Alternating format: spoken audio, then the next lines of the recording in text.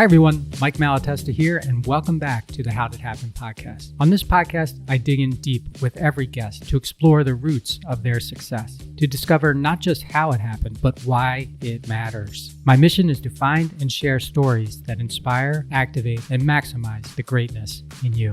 On today's episode, I'm talking to a guy who's out to change the world, literally. After starting his career as an ethical hacker for the U.S. federal government, he moved to Australia, became a big-time executive at a telecommunications company before realizing that he'd climbed the wrong ladder. And so he decided to become an entrepreneur. We talk about inventing the future, why the best entrepreneurs are addicted to problems, not solutions, and why it is possible for adults to have carefree moments. I always say I'm Alfred and I have a Batman factory, because usually the founder is someone who understands a problem really well. But that doesn't mean they know marketing and legal and accounting and operations and HR. Like, there's all these other domains of being a CEO that are outside of a typical founder's experience level. For me, because I started my own company a few times, it's okay to fail, and I failed a bunch. And now with, where I am with Redivider, it's a very different place. Like, we have an amazing group of people around me. My co-founders, all of our advisors, we have this kind of excellence approach to thinking about stuff, and that's really helped me. You will enjoy, I know you will, this wide-ranging conversation with this game-changing entrepreneur, Tom Frazier.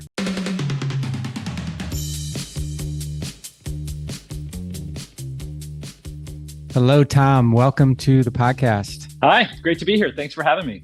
Yeah, it's been few weeks since we had a little brief sort of get to know each other call, and I've been looking forward to this ever since, because you opened my eyes during that call to some things that I wasn't aware of, like some of the work that you're doing right now, but also this really unique, I've been thinking a lot about what I consider to be your unique sort of path to where you are now, and I'm looking forward to digging in and exploring that some more. So look, everybody, let me tell you a little bit more about my guest, Tom Frazier. Tom is the co-founder and CEO of Redivider, which we'll learn all about. He boasts an impressive 25-year career driving transformational and disruptive architectural initiatives in future tech, B2B, and public sectors. And don't worry if you don't know what that means, because we are going to explain what all of that means.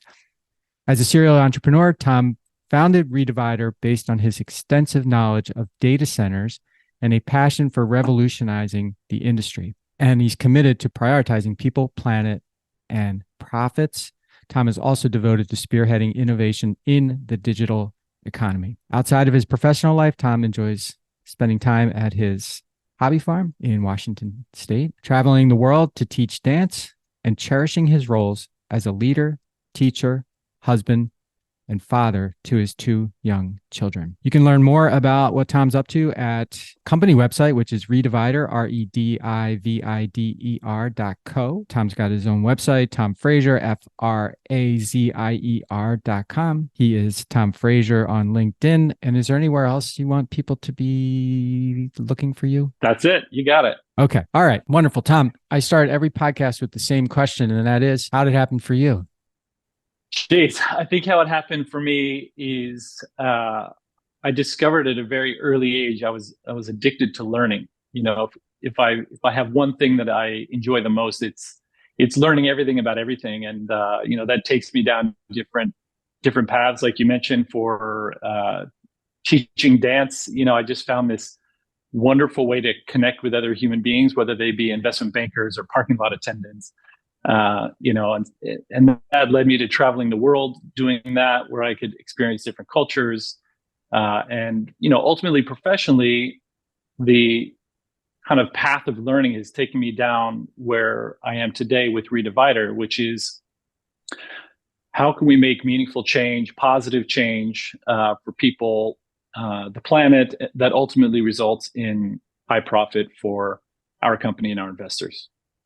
So before I dig into Redivider, I can't let the dance thing go.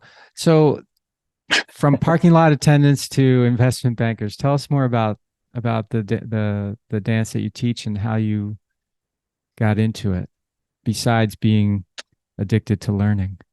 Well, swing dancing and tap dancing is the type of dance I do. And, one day I was in college, I was not maybe 19, and this girl, Karen, said, "Hey, let's, we're going to go on a date." She's like, "Let's go to this dance class." And I went and I absolutely fell in love with dancing. Never saw her again, but I give her credit because that moment changed my life.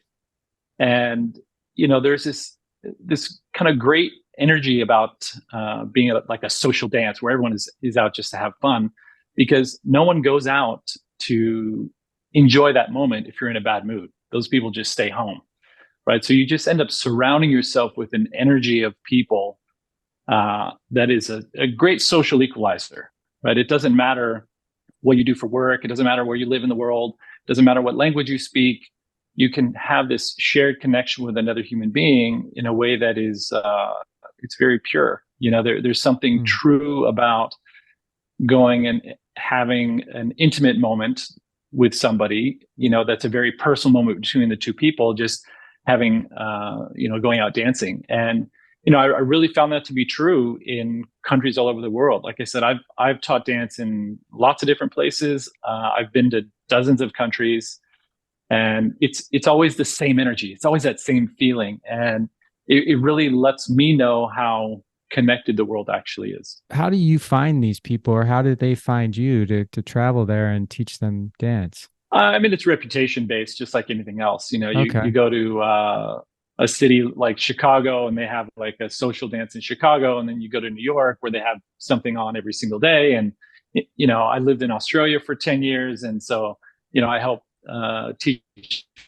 a lot of classes in Australia and New Zealand, and then you just end up getting a name where people really like what you stand for, and they ask you to come. Okay, so they invite you to come to their club or whatever. That might not be the right word Yeah, then, like their but city. Yeah, their their city. city.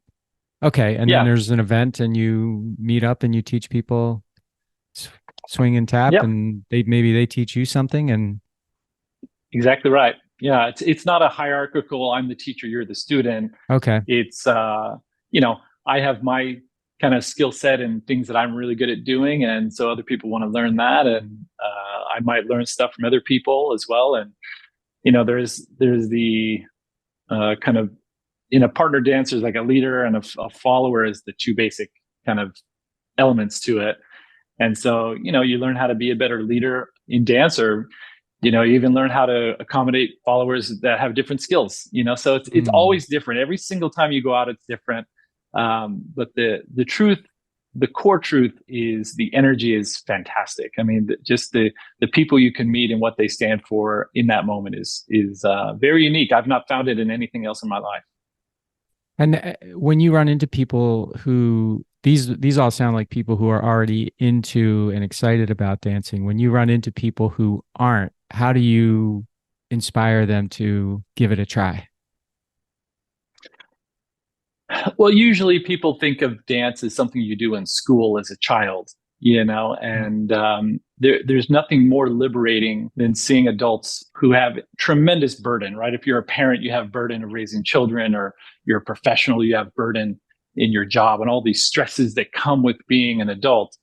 And when you finally convince somebody like, hey, just go try this, and they're very reserved about it in the beginning, and then you finally see them have that moment where there's just this unadulterated joy that Okay. they are experiencing. It almost feels like they've found something that they've lost or forgotten about. Like, it is possible to have carefree moments as an adult, and it's wonderful.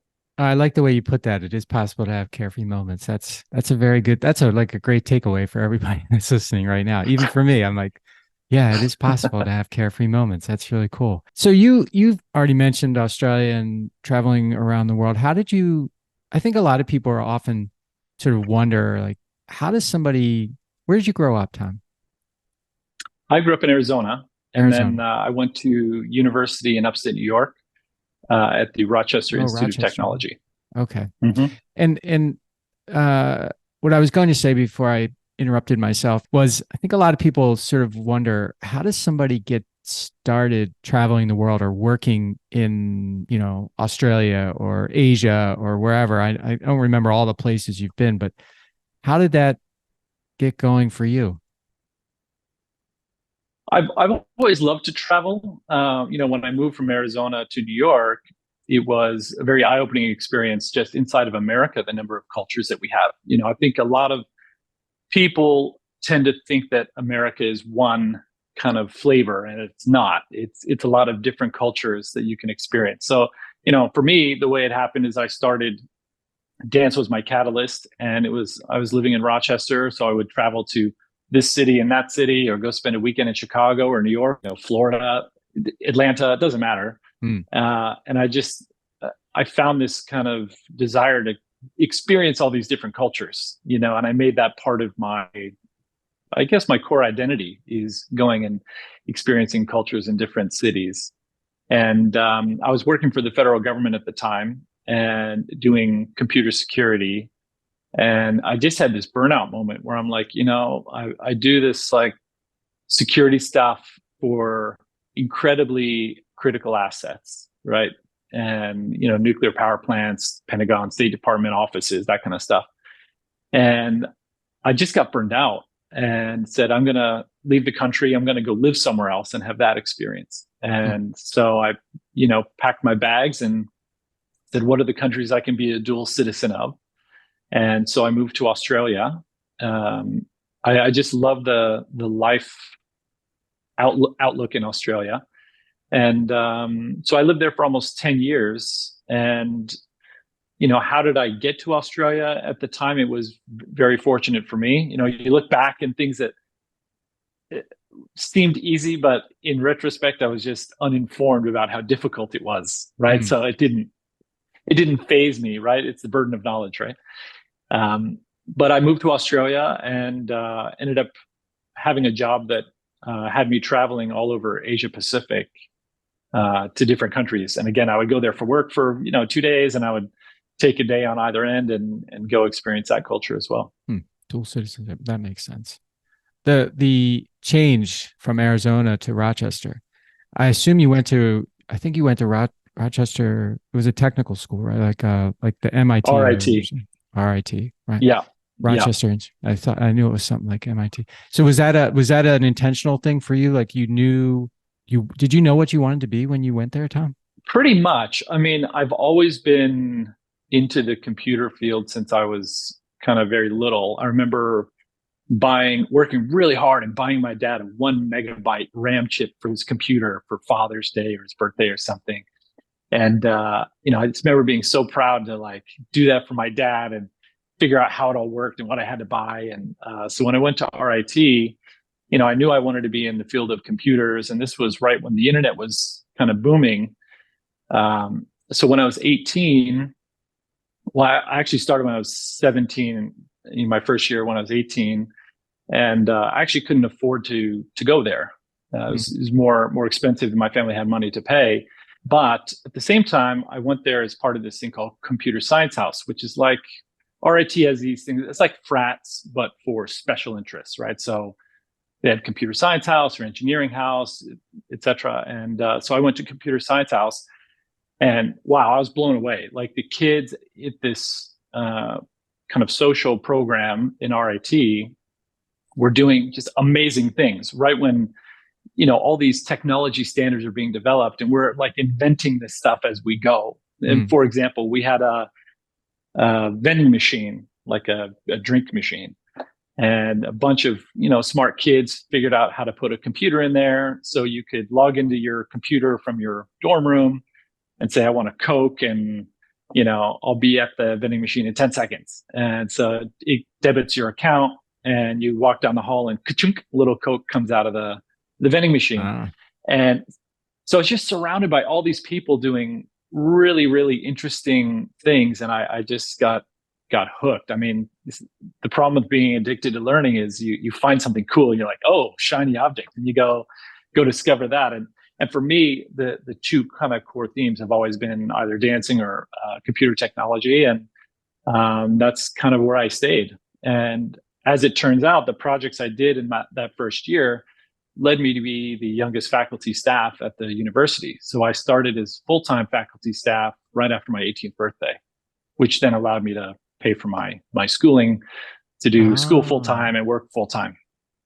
No way. So at 18, you were teaching as a faculty member. Well, RIT does faculty staff as kind of one bucket. So I was on the Oh, okay. staff side, not the teacher side. So I was running the computer systems for the campus on the software side of things and in the data center that we had on site.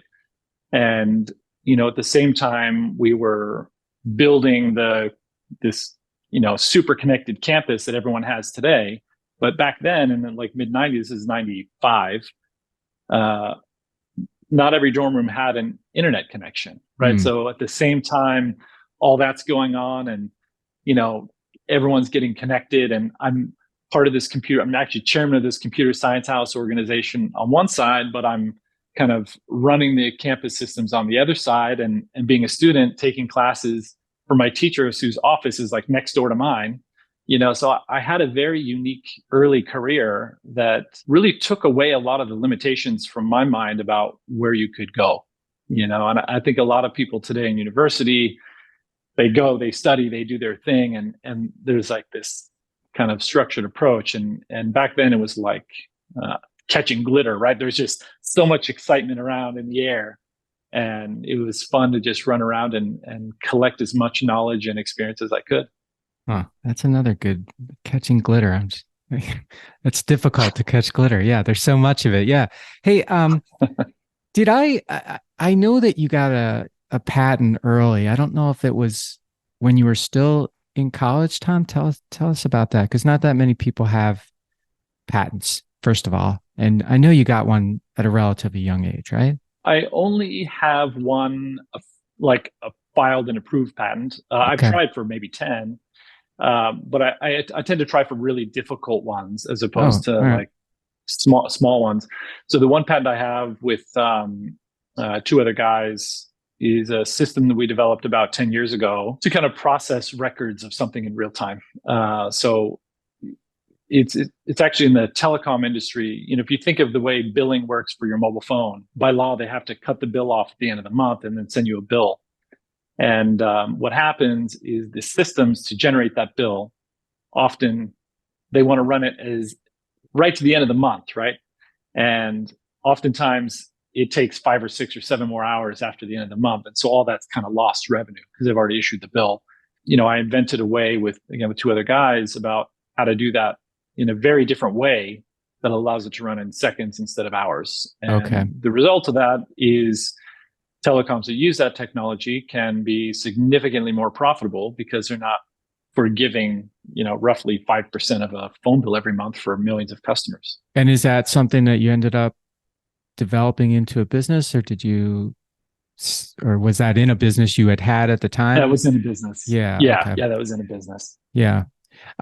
So you go to Australia, you spend 10 years there, and you sort of intimated that you were, I think you were working in telecommunications. I think it might have been for Verizon, or at least part of your time there was from Verizon. As I recall, you basically ended up being very successful at Verizon. Can you take us through that time and just get us up to speed on what happened while you were in Australia? Yeah. Yeah. So I moved over there. Again, I spent more than 10 years of my career in computer security. So being the ethical hacker, white hat guy. And, my job was to, test systems. And that's what I did for the federal government, ended up going to Australia. And a week after I got there, that company got acquired, which then got acquired again by Verizon. And, I found myself in my late 20s being a regional director for Verizon across all of Asia Pac. So that was for cloud computing and security. And so I would go around to the different parts of Asia and give speeches and do technology projects that would help, our customers, whether they be banks or governments or anything with critical infrastructure that had some exposure. And everything has exposure when it's online. So it's just a matter Mhm. of how can you best reduce that. And it was really great. I mean, I learned a lot from both the process of being in a company that was acquired by Verizon, as well as how large companies work versus small companies work. And my key takeaway there was large companies don't really innovate; they just scale things. right? So they tend to buy innovation that small companies create, and they scale it to their footprint. And I remember one day, I kind of had that realization. And I remember one day I woke up and I felt like everyone has the analogy of climbing the corporate ladder, right? And I felt like I was really near the top of the corporate ladder.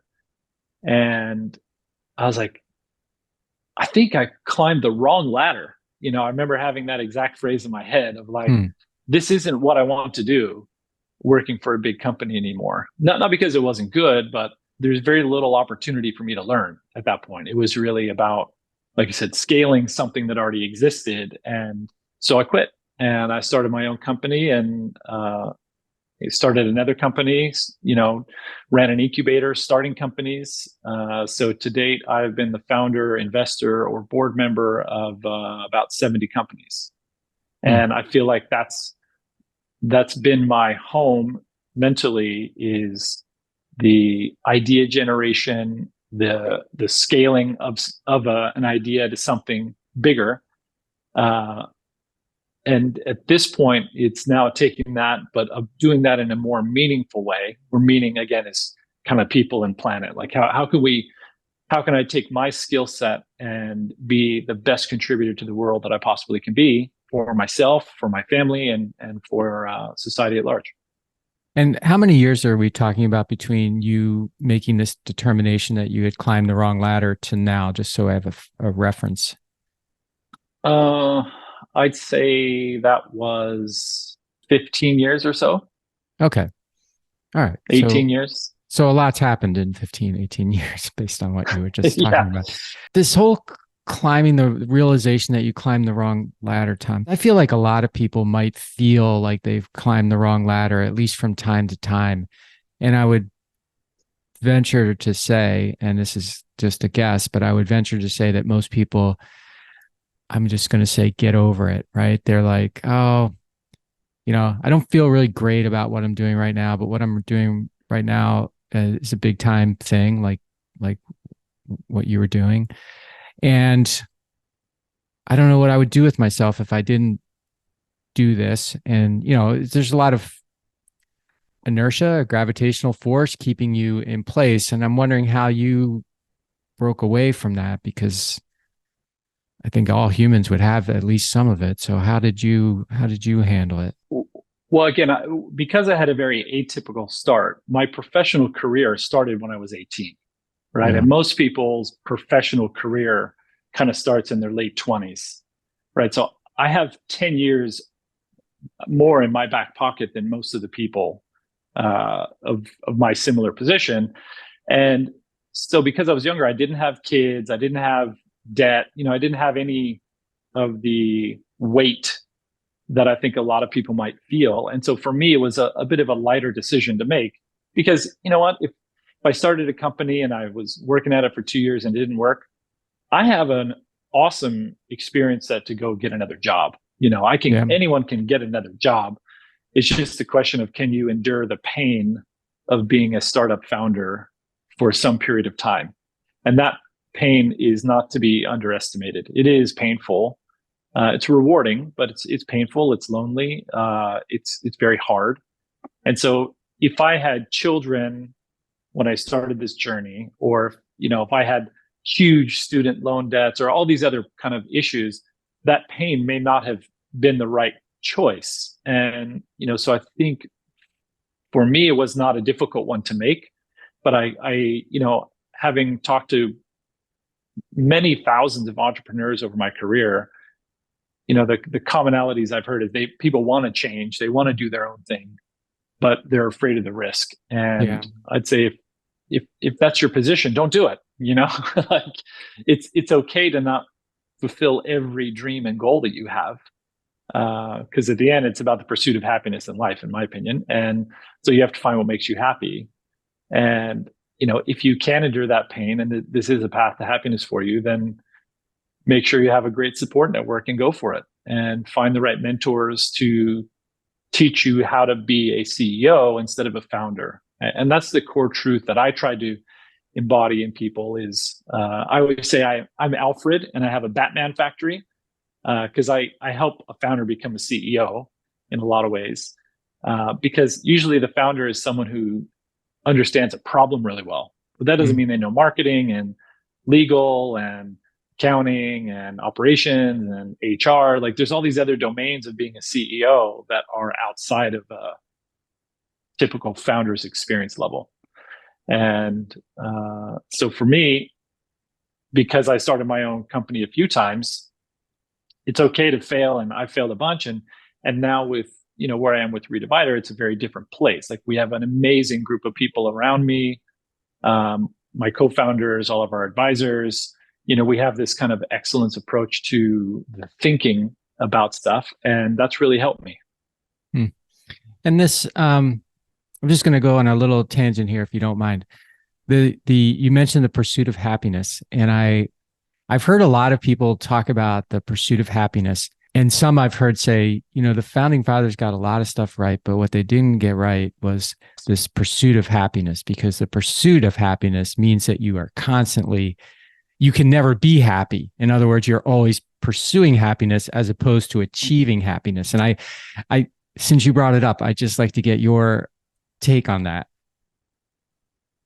Well, yeah. So I guess to start off, I have one tattoo, and it's on my hand, and it's Okay. on my hand for a reason. It's a, I don't know if you can see that. It's a Is question it? mark and an exclamation mark. Oh, okay. It's Yeah. called, It's combined. it's, yeah, it's called an interrobang. And the reason I have that tattoo is my only one, and why it's on my hand, is I don't know where I'm going to end up, but I'm excited about the journey. Right? That's the question and the exclamation mark. Okay. And so to answer your question, I'd say the pursuit of happiness doesn't mean that you're unhappy, but happiness can mean many different dimensions. It can be different kind of sizes as well. So you can be happy in your everyday life, but feel sad that you're missing out on something bigger. Right. So for me, it's always just trying to increase that in every aspect of my life, from my family to my profession to that's why I love helping entrepreneurs, because it makes me happy to know that I can help someone on their journey. Yeah. Okay. Well, thanks for showing us your tattoo. I've never seen a tattoo like that. That's really neat. And how do you spell that? What you called it? You said, It's called an interrobang, interrobang. It's a very old glyph. Like, the back when ink was expensive, they used to use it a lot to mean both of those without needing ink for two symbols. oh, I've repurposed it artistically to kind of mean something else for me. But okay. yeah, it's Okay. fun. I'm And a typography nerd as well, so this is like a bit of a typography nerd for myself. It's exciting. okay. Topography nerd. That I don't hear many people refer to themselves as that either. So that's pretty neat. And you're breaking a lot of ground with me today. This is good. When you, what I just want to ask one more question about the government work. So it sounds like you were, and I don't know if you can actually talk about the work you did or not. If you can, great. But it sounds to me like maybe you were in this sort of doing highly classified type kind of work. And I'm wondering if, yeah, first of all, I don't know if that's true. So you can tell me if that's true. But how did you get recruited for that, or how did that happen for you right out of school? Yeah, so I was working at RIT, and this is at the time when everyone was stealing music and MP3s, where Oh, like, you know, people were taking CDs and ripping them and giving them away for free on the internet. And I just got really hooked on this idea of security, that all of a sudden everyone's world was upside down. Everyone's trying to connect all these systems to the internet to gain the new abilities of telecommunications. But at the same time, the security, governance, and kind of controls were not in place for the whole world. And this was just a wonderful time to be a part of that, of inventing technologies, learning how to defend things, building governance programs, compliance programs, threat models, all kinds of stuff. So I left RIT to go work for Xerox in Rochester, and literally full-time job of breaking into data centers. We had data centers all over the world, and remotely breaking into them, doing it in person, lots of different kind of things. And from that work, I kind of got recruited to work on a few critical infrastructure projects for the government. And that led me traveling all over the place to these federal facilities about how we can put software in to better monitor things or control things or keep criminals out, that kind of stuff. Gotcha. It was just very, again, looking back now, going, hey, I'm in my 20s and I'm working in the Pentagon. It's at the moment, it just felt like, well, that's what needs to happen. And looking back now, I was like, wow, okay, I was one of the very few people to have that kind of experience. And it all stemmed from me just doing projects that were, I don't know about cutting edge, but they were meaningful and they were making a major difference in terms of protecting the country. Okay. So it was great. It was very difficult and it was very, very, very stressful. I cannot possibly convey the stress level of trying to secure critical infrastructure at that level, which is why, like I said, I got burned out. Everyone gets burned out. And to pick up and move to Australia, but then do that for Verizon at a corporate level, I kind of, it felt like I took a little breather, but then it got worse again, because now I'm doing it for different governments in different places or large multinational companies, and just very exciting. And we talked about you realizing that you climbed the wrong ladder. And when we talked the first time, you said to me that being an entrepreneur is like a drug for me. So you determine that you're on the wrong ladder. You decide you're going to become an entrepreneur. You talked a little bit, or you mentioned a little bit about the pain that accompanied that decision, and maybe still does from time to time. So, how did it become a drug? Because it wasn't something that you engaged in before. It doesn't sound like it, at least. How did it become a drug, and how has the drug of being an entrepreneur helped you deal with the pain of being an entrepreneur? Yeah, I mean, these are very deep philosophical questions. And I would say being an entrepreneur is not for everybody. Everyone has different things that they need in their life and things that they want in their life and things they want to avoid in their life. And being an entrepreneur is not for everyone. And that's okay. In the same way that I wouldn't want to have a job where I did the same thing every single day. That's not for me. I would get bored and go stir crazy. Right. But for other people, that's what they look for. And that's great. If that's where their happiness takes them, that they use the idea of doing something every single day. So when they're not at work, they can explore themselves outside of work. That's fine. But for me, I love inventing the future. I love the idea that the future is unwritten. And we all have the ability to see a potential future. And, for me, the drug of being an entrepreneur is trying to test that and see if it's real, right? And the really great entrepreneurs, in my experience, are addicted to the problems, but not the solutions, right? So if you invent something and you have this product and you're just so proud of what you built, you're going to try to convince yourself and everybody else that future is real, even if it's not, even if it's a terrible idea. And just an easy example, I've had pitched to me probably 100 times or more of this idea of like, well, we'll optimize parking spots in different cities, right, where parking is difficult. And for some reason, first-time entrepreneurs love this concept, but it just doesn't make sense. It doesn't matter. Like, it's not meaningful to anybody. But because it's novel, like a bent fork, it's unique, but it doesn't mean it's useful. So the addiction to being an entrepreneur is being addicted to the problem. Like, what problem are you really trying to solve? And again, just to use Redivider for a second, the gap between the computing that we require and the quality of life of humanity, you think would go up and down together because they're so tightly coupled. The truth of it is the gap gets wider. Humanity is not improving on a number of metrics, core metrics, as our computational demand increases. And that's one of the core problems that I want to try to solve for. And so I don't care if I have one solution and it doesn't work, then I'm going to create another one and another one. And you end up version controlling your way into something that really does solve a meaningful problem. And so the pain that you feel along the way is you have to deal with the fact that most of the ideas you have to solve that problem are going to fail because they probably suck. Mm-hmm. And but going through that pain lets you shake it off and reset and try something else and keep trying until you get to the place where you've done something amazing. I think I love that the way you shared that the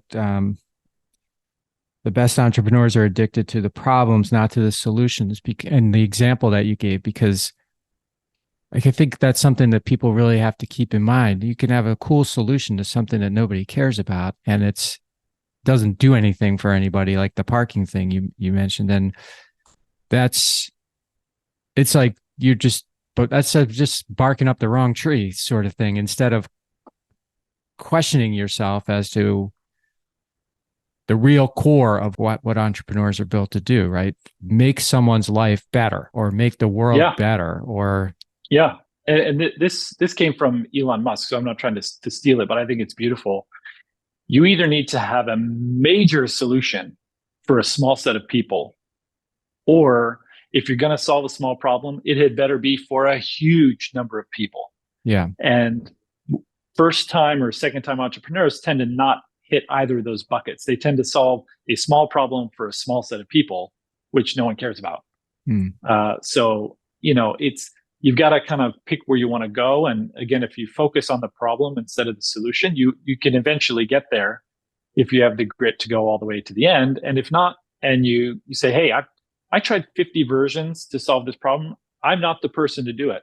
That's also okay, because that means that your capacity is to solve a different problem, not that one. And that's right, fine. yeah, Like in my career, I've solved a bunch of different problems to varying levels of success or failure. Um, and it's only now after, again, we'll just call it 70. I don't know if it's 65 or 72, whatever the number is. Only after doing this 70 times have I found the true calling for me, which is trying to deliver energy as impact by, the computing resources that are growing at an exponential rate, doing that in the most sustainable way possible to be better for our planet, and doing it with tremendous social impact to improve the communities in which we operate. Like, it took me 70 times to figure out that I don't want to take a small piece of a bunch of companies. I want to devote my existence to this idea. yeah. But you were still exploring during that time these 70 or more problems that you thought might lead to this kind of impact, right? So Yeah. I guess In yeah, some cases, I'm supporting cast for somebody else's journey, right? Like, I'm on yeah, the yeah, board of yeah, a company that it's called Pebblebee, that does these amazing tracking technology, like little keychain thing or wallet tracker. They were the first in the industry. They've got tons of patents. Like, that founder, I'm like riding shotgun on his journey for that, right? Wherever I can support and be helpful because of my experience. But Redivider is my journey. It's the one for the journey of my co-founders, all of our advisors and investors. We have this kind of shared vision and belief about what we can do. Okay, so explain to us what Redivider does. Essentially, it's a data center company done a wildly different way. When everyone started working from home in 2021, the fabric of the internet kind of broke, right? It used to be a huge data center with a really big internet pipe to a downtown building full of people. And now everyone's working from home, and I think that's here to stay. Well, the whole idea of where computing happens is fundamentally different. And so Redivider was born with this idea of what's called edge computing. So taking a smaller form factor data center, building it in a factory on like an assembly line to get higher efficiency, higher quality, lower cost, and putting that data center in thousands of locations instead of dozens of big locations.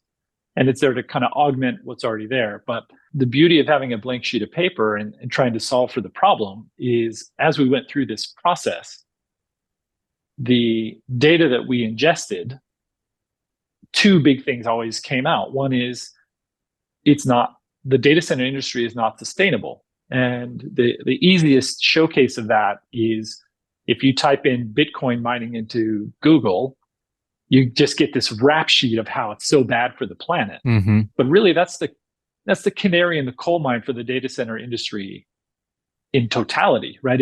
It consumes 3% of the world's power. That's going to increase dramatically. The amount of data that we're going to use is going to be 5x what it is today by 2025. So the sustainability of every piece of data we create, and the fact that one piece of data gets copied to make hundreds of versions of it all over the place, just creates this unsustainable future. And that's one that we want to solve for. How do we have power generation that's clean? How do we build carbon accounting so we can at least measure the embodied carbon that we have as our footprint? How do we improve on that measurement? How do we align it to the United Nations Sustainability Development Goals that are these mandates for all these board level initiatives? Every major company in the world stands up and says, we want to be net zero by 2050. Yeah. Okay. Well, at the same time, you're trying to 4x your computing requirements, and it has as much carbon emission as the entire airline industry. So you're one side is trying to meet the demands of the business, the other is trying to meet the goals of the business. And Rita Ryder was like the solution that we ended up putting together is trying to solve that problem by building these modular data centers, putting them in lots of places, focusing on sustainability, and at the same time contributing to these communities in which we operate for job creation, education, taking our waste products of hot air and hot water and designing a greenhouse that gets, operated by the community that can help change the relationship children have with food. If you think deep enough about some of these core issues, all these solutions can exist. And that's what Rita Ryder is here to do, is really use the growth in computing to satisfy board needs of net zero by 2050, and do so with high social impact. Okay, so let's get into how that happens. You explained the why pretty good, I think. The how. So right now you've got these big data centers. You're taking a factory approach, and to me, and I know it's not at all the same, but it's kind of like there's a big thing now. There's a company called Blockable that I'm invested in. They're building homes inside of a factory, not Yep. mobile homes, but maybe you're familiar with Blockable, right? So Yes. yeah. So you're bringing that same mindset to the data processing with this edge computing thing. You're going to put them in a bunch of locations instead of a central one, and I'm sure they're going to be powered differently, and we'll talk about that. But I'm wondering, just for the people who like me, who are just, I don't even understand, why is it better for it to be closer than it is for it to be central, for example? And how does that help us? It brings a number of benefits. And I'll use an example of a smart city, right? So today, you live in a city that's growing and you have a lot of issues, right? There might be traffic congestion. There might be homeless considerations. There might be all these kind of social programs or green space parks for kids, or just city planning where they're going to put routes for new homes or commercial, right? Those have some major opportunities to use technology to do things better. And just on the traffic one, I'm not going to go into all the details, but just the traffic one, you could put a camera on a bunch of different kind of traffic lights and feed that data, that computer vision data, to be processed to say, hey, based on all this machine learning, what do we need to do with our traffic lights in terms of timing or road creation or allocation of resources to increase the happiness of people driving their car, right? If you're in traffic all day, every day at red lights, it sucks. You then are not, your energy is not in the right place to then go to work and be like, oh, I'm having a great day. It's like you start off with like, oh, I'm having a bad day. Yep. So if you can process all that computer vision data locally in the city with a small data center, is going to be significantly cheaper than paying to transport that data to a big data center, paying for a computer to deal with it, and then shuffling it back over here. That cost can be tremendous. And so the idea of it being local is a lot cheaper.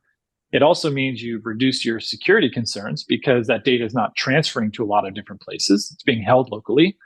And it also enables new things where, let's say you've got a manufacturing plant that wants to open up nearby. Hey, we're going to add this many jobs, this many people, this many vehicles. What does that do to traffic? Oh, well, the city can now say that that's not a great location. This one's better, right? And so you can attract better businesses by having a smart city, and all that can be fueled by data that's done in local proximity as opposed to in the air quote cloud. Okay. And if it's close by, I'm just assuming the latency would be less, it would be faster processing, or no? Yeah. Latency okay. is better. Another example is 5G. We've all heard that 5G speeds are way faster. Yeah. Well, technically that's true, but if the data you need access to isn't nearby, you still have to go and get it from far away and bring it back. So by moving the computing closer to the source of the data near the cell phone towers, well, now that promise of speeds becomes reality of better speeds and better experience. Oh, okay. That's a good example, because so 5G is faster, but if it has to make its way through all these other less fast, it doesn't seem faster, in other words. That's right. Yeah, you could have the fastest connection to the tower possible, but if you then go through a construction zone to get where you need to go, it's going to be super slow, right? Yeah. So there's layers and layers and layers of benefits of how edge computing is a great addition to what we have, and it's never going to replace these large industrial scale million square foot facilities, but in certain pockets it's meaningful. And I'll just give one more example. The idea of areas that can't build large data centers, like the state of Florida. There's always weather patterns that prevent investment of $2 billion. Like Google just announced a $2 billion facility they're going to build in Ohio. No one's going to invest $2 billion in a place that might get run over by a hurricane. Sure.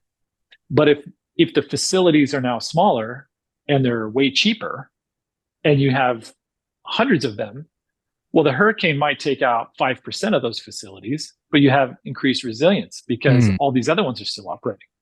And all the consumers in Florida will get faster speeds because that infrastructure that didn't pass the risk test now can be put in place in a wildly different way.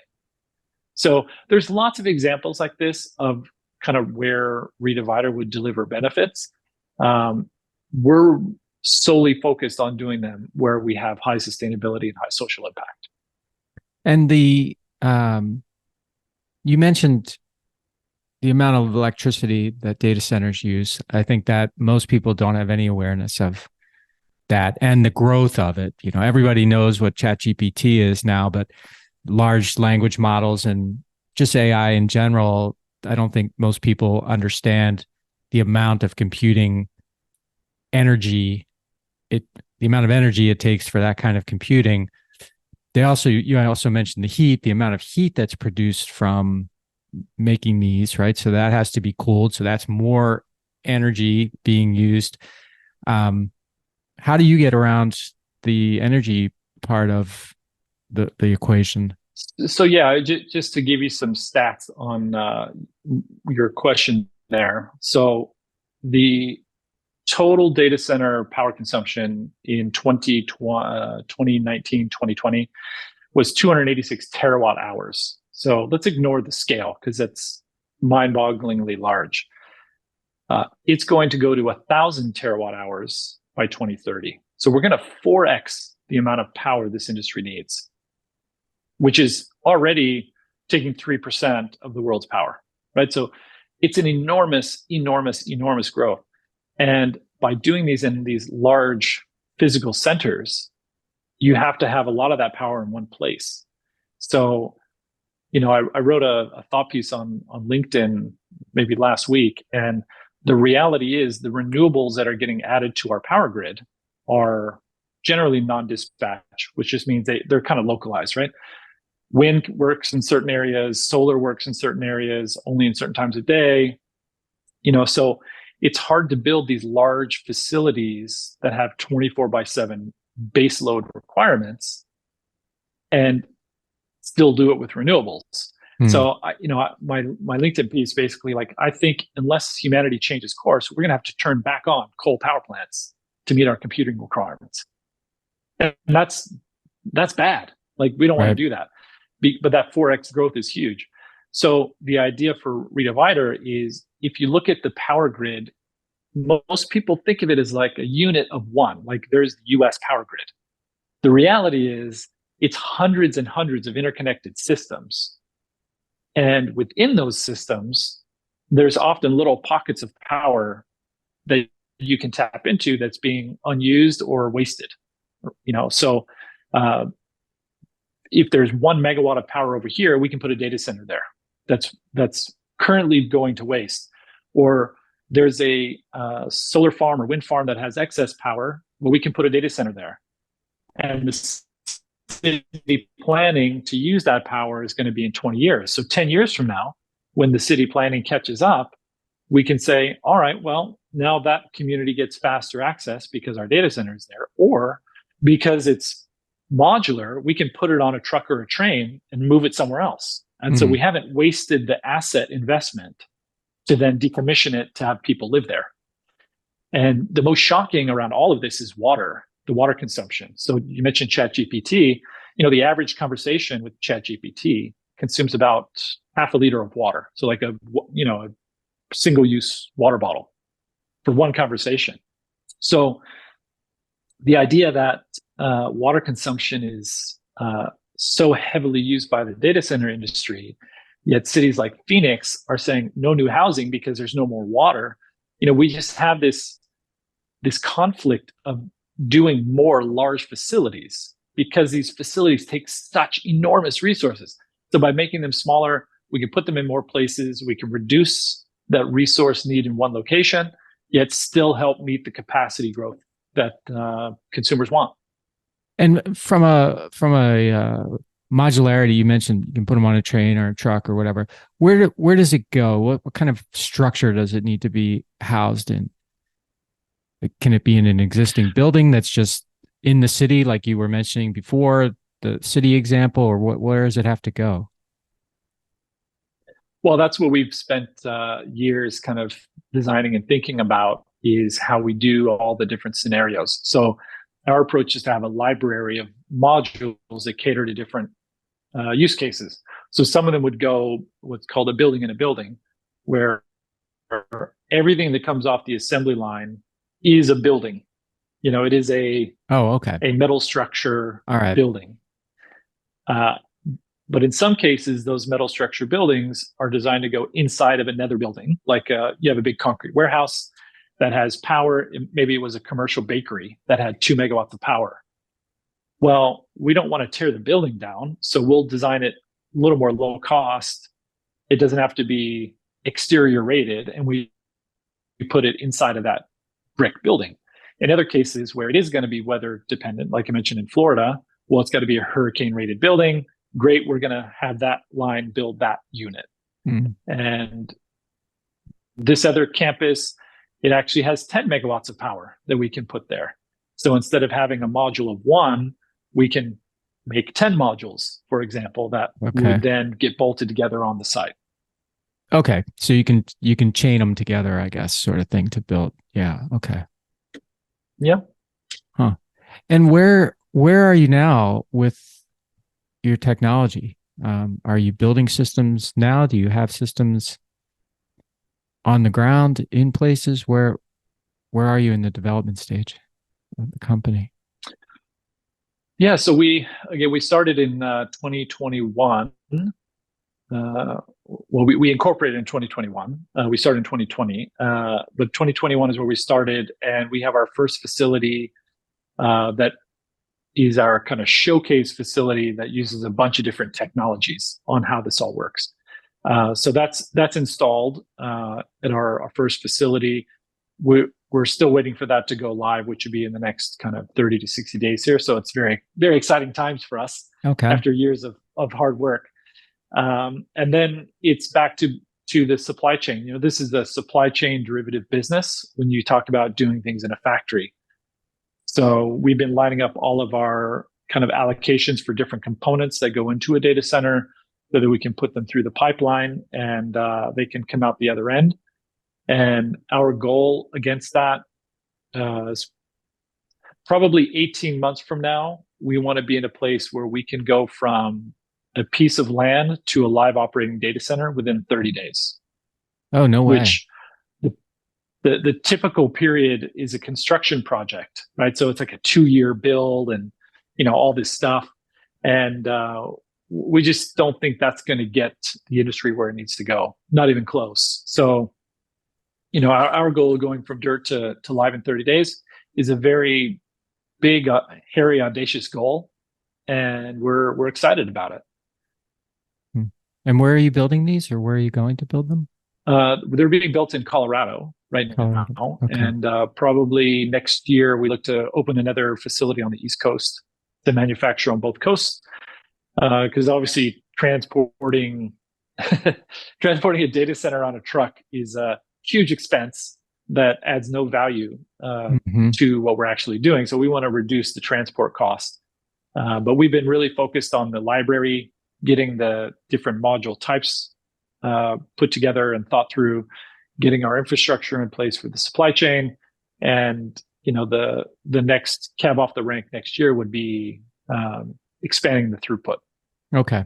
And maybe this will be the last question, Tom, but I'm wondering, as you look, you're a guy that's used to looking into the future and trying to solve problems that will become bigger in the future. And, you know, the gap between humanity and computing, for example, have it not be widening instead of, I think that's what you said, instead of, so I'm curious what you think. I've heard a little bit, and I'm not nearly an expert, but like this LK99 thing that's supposed to maybe compute without the heat. I'm wondering, and I've heard about people who want to take solar and they want to like take the solar power, condense it, and use it to cool data centers. I've heard about people doing something similar to you, but you seem like a way step up, you know, building data centers in shipping containers, you know, and putting them in different places. Is there something on the horizon that would help reduce, well, fusion too, I guess, suppose, but is there something on the horizon that you see that could potentially, in a very meaningful way, impact the amount of energy needed and or heat produced that would complement what you're doing now and help solve this very large problem of carbon and just a lot of energy being used? It's so funny that you mentioned, nobody mentions computing power. They mention EVs, right? And then you go, got it in California, you're going to have EVs by this date, but then they got rolling blackouts on because they can't power everything now. And just imagine if it's 4x on the computing power alone, and let's just say it's 10x on EVs. Where are you gonna? Yeah. So what's your futuristic take on that? Yeah, America has always had this NIMBY mentality, right? Not in my backyard. Yeah, that's true for garbage and recycling that we ship off to other countries. It's true for oil, where we're willing to buy oil from third-party countries, as opposed to doing it in our own country that would have far more environmental benefit and far more national security.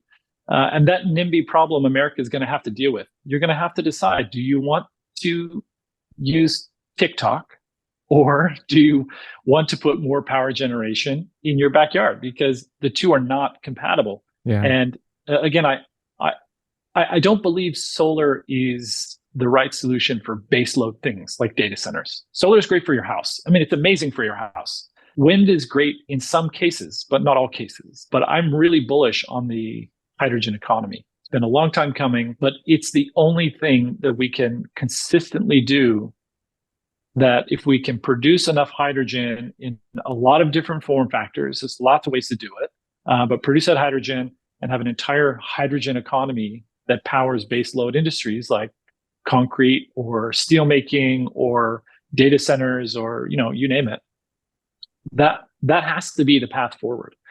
And I think there's a lot of ways that we could do that, but all of them depend on kind of two limiting factors. One is regulation. So for example, with nuclear, there's plenty of nuclear technologies out there, plenty of solutions to real problems that the regulations of America don't really allow them to go forward. So Right. I think as citizens of America, we have to decide, do we want that or not? And if we do, we need to lobby our governments to change those regulations. So the power generation is on the regulatory side is one.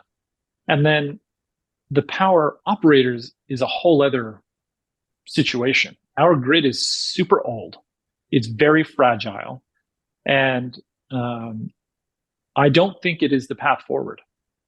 I think the grid is, if you mentally consider the grid legacy that you have to interact with, but you don't have to improve, the number of solutions that open up are tremendous. And for example, with Redivider, we see power as kind of the critical problem. So our business is really twofold. One is the data center side. The other is on-site power generation, because we've realized we can't just connect to the grid and cross our fingers that it's going to be okay. So doing on-site power generation with a technology called microgrid island, where everything is connected to itself, but that doesn't necessarily connect to the outside world. We really think counties and cities and states that already have deregulated energy markets, deregulated gas markets, we think those are going to be the front runners that end up powering new economies, because that's where these kind of on-site power generation technologies can be applied. And then we don't have to worry about the grid. Let the grid go at its 20 to 50 year replacement cycle. And we can operate in a 1 to 5 year build cycle and be a lot further along than if we waited for everybody else. Gotcha. So you're basically saying we need things that complement the grid. They're accretive to the grid, not dependent on the grid. Is that fair That's to right. say? Okay. Well, you're doing some big stuff here, man. It's really amazing. I've had a good time exploring not just your story, but then here, in the last 20 minutes or so, when we've really dug into Redivider. This is very interesting to me, and I hope it will be for everybody.